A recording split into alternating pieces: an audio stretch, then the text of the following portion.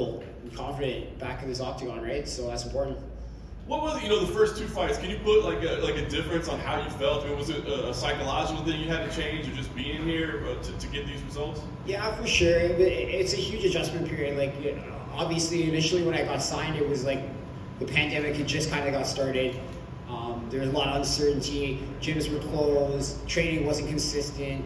And just a lot of things going on, right? And a lot of emotions. I wasn't even sure I was ever even going to get signed, right? So, different headspace. And then after the second one, same sort of deal. Confidence is low. I just got smoked, submitted for the first time in my entire career ever. And then coming in against another top 10 opponent. It was a rough go. You know what I mean? And then for the third fight, giving me Figueiredo, obviously he's not his brother, but still somebody with a last name like that. Overcoming all of these sort of anxieties and emotions was important. And after getting that win and then getting back in there for this one, I feel confident again, which is dangerous. It's dangerous. Once I get my feet confident, once I get everything confident in there, I'm a dangerous person. Obviously, nobody wants to really win by injury, right? So it's unfortunate. But I feel like you got to show a lot in getting to that injury, and I think probably even caused the injury a little bit based on. So I guess how satisfied are you with the performance tonight, even if it didn't necessarily end in a spectacular way? Obviously, like, we're all martial artists, and we all, we want to get in and perform, and so I'm not going in there trying to do hurt the guy or anything like that. I did feel when I had that armbar that it was tight, and we have to do is what we have to do to get him to get that finish or get the tap. He was tough though. Like that arm broke in the armbar, and I felt it break. And then it was in the transition of him standing up when it broke. And once he stood up, I was like, okay, it's going to be a matter of time before he realizes that this thing is broken. And then I just decided that we would just kind of lean him against the fence and let him touch the hand on the ground.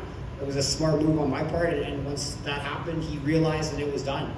Right? So, I feel terrible, because obviously, I don't go in there wanting to, kill people, right? But I just, it's unfortunate, right? I hope he has a speedy recovery. I know he's come off of a couple of injuries, and this is his first fight in 2 years.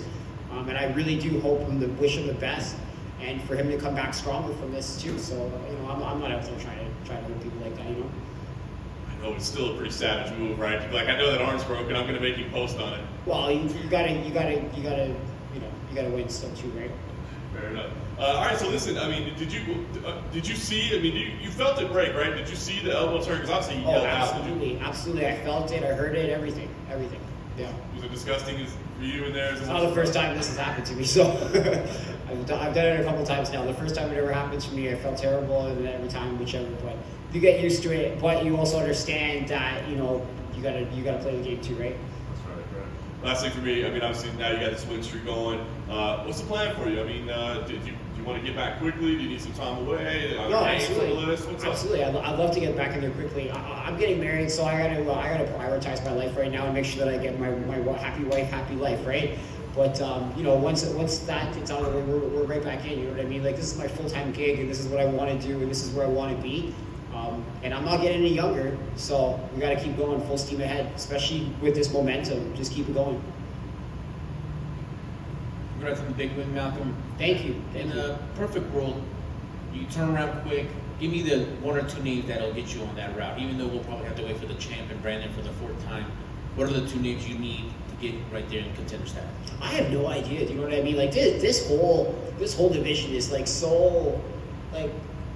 it's starting to get very exciting, you know what I mean? Like, there's guys that are coming down from 135 that were like legends, you know what I mean? And they're coming down, so I'm excited to fight anybody in this division, you know what I mean? Obviously, there's a couple of losses that are in the octagon that I would love to get back and prove myself. But you know what? At the same time, I got to move forward, and maybe there's somebody else out there that whichever. So, the flyweight division excites me.